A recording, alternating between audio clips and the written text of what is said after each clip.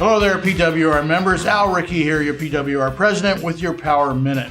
Joining me here today is Phil Hawkins, the executive vice president of PWR. Welcome, Phil. Thank you. I know that last week, National Association of Realtors had their mid-year legislative meeting. And what happened there? So annually, realtors from across the country will go back to Washington, D.C., and we'll visit every congressional member and every senator while we're there, and we'll lobby for or against issues while we're there. So what were some of the issues that were pressing this year? So we had three main issues that we were talking about this year.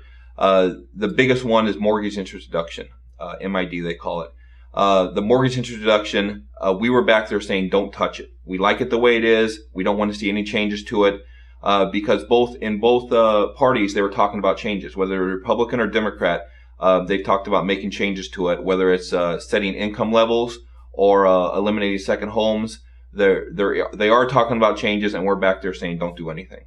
And the mortgage interest deduction has been around for 100 years. It has been around for 100 years. In fact, while we were back there, we had little buttons we all wore that said home ownership is not a loophole. It was a catchy phrase while we're back there. There you go. Okay. What other issues did you talk about? Two other issues. One was Fannie and Freddie.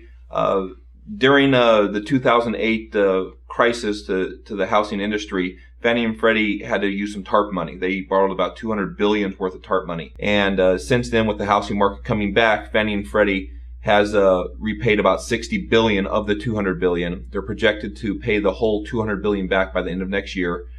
And they're looking at restructuring. And we're back there saying, we understand you need to restructure. And that's fine, but let's make sure you still exist, because there is the likelihood, or I shouldn't say likelihood, there is a minority of the congressional members that are saying Fannie and Freddie should go away, and we're saying no, that should not happen. So if Fannie and Freddie were to go away, then 30-year mortgages would go with it, right? That's correct. We wouldn't see a 30-year mortgage anymore. Well, we certainly can't have that. No. Any other issues? And finally, FHA. We're back there talking about FHA. FHA is in a little bit of trouble. They need to restructure. They need to make some changes. And we're saying, yes, they do need to make some changes, but let's not eliminate the program. FHA does serve a vital, a critical role in the housing market, and it does need to exist. So with NAR having all these issues and their hands full, what about CAR? With CAR, a couple weeks ago, we're in Sacramento for our legislative day in Sacramento. And same issue. We're back there visiting the assemblymen and senators, talking about different bills. There were actually 4 bills that we're back there talking about, 1 in support and 3 in opposition. The 1 in support we've talked about before. It's SB 30 by Senator Calderon. That conforms state law with federal law when it comes to mortgage debt for short sales, for mortgage debt relief.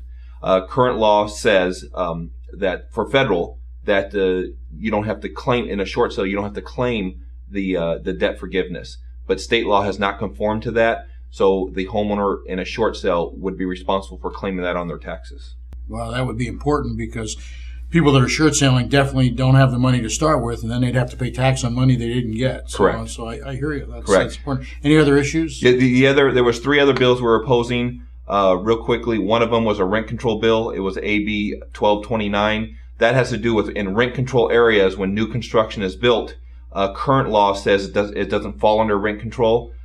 This bill would say any new construction in these areas would fall under rent control. It would devastate the market of building any new product in the rent control area. So we're opposing that one. The other one was AB 905. That was a private transfer tax. So imagine this. You can put a private transfer tax on your property. So every time it sells for the next 100 years, you can receive up to 2% of that sale price. It just clouds title and makes it all a complete mess, and it's not a right thing to do. And lenders don't like that either. Well, lenders don't like that. You can't get a Freddie or Fannie loan on that if you do have a private transfer tax on that. And finally, the last issue was AB 1164. It was a lien bill. What it says is if you're an employer and you have an employee and a wage dispute, the employee can actually put a lien on your home while you're figuring out the wage dispute. You can be in the right here, not in the wrong, and have actually a lien on your house while everything's getting figured out. Well, we certainly need to oppose that bill. Yeah, so we're opposing all 3 of those bills, and we'll keep you posted on those. Well, Phil, you're doing a great job fighting for the homeowners and fighting for the realtors. Thank you very much. Well, thank you. And that wraps up another Power Minute. And remember, don't judge every day by the harvest you reap, but by the seeds you sow. Bye for now.